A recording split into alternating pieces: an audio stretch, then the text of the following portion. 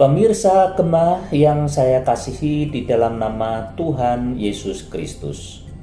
Renungan pada hari ini saya berjudul Hari Sabat, Hari untuk Memuliakan Tuhan. Dengan tujuan untuk kehidupan yang teratur dalam masyarakat, maka dibuatlah peraturan atau hukum.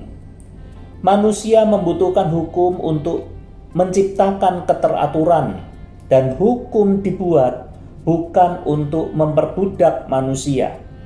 Namun seringkali kita mendapati kehidupan di masyarakat bahwa hukum diperlakukan untuk memperbudak orang lain, seperti yang dilakukan oleh kaum nomistik.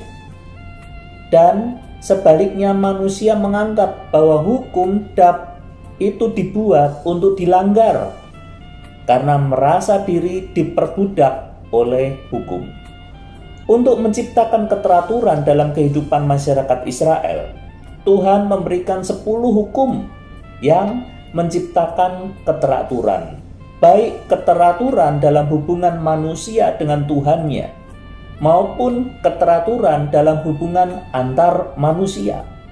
Secara khusus, hukum pada Keluaran pasal 35 ayat 2 berfungsi untuk menciptakan keteraturan hubungan antara manusia dan Tuhan, yaitu satu hari dikhususkan agar kita dapat beribadah kepada Tuhan dan melakukan hal-hal yang bukan untuk kepentingan pribadi kita semata, melainkan melakukan bagi kemuliaan nama Tuhan.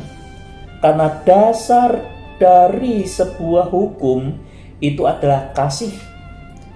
Kata perhentian penuh bagi Tuhan di dalam ayat ini berarti bahwa di dalam keseharian itu kita harus melakukan hal-hal yang memuliakan nama Tuhan, meskipun hal itu juga harus kita lakukan di hari-hari lainnya.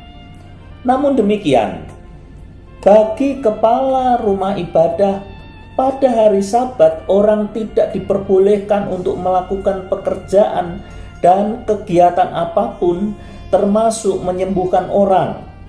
Sama seperti orang Farisi dan ahli Taurat ketika itu, kepala rumah ibadah ini pun menjadi kaum nomistik yang menjadikan hukum sebagai tujuan hidupnya, tanpa mengetahui makna sebenarnya dari hukum Sabat itu.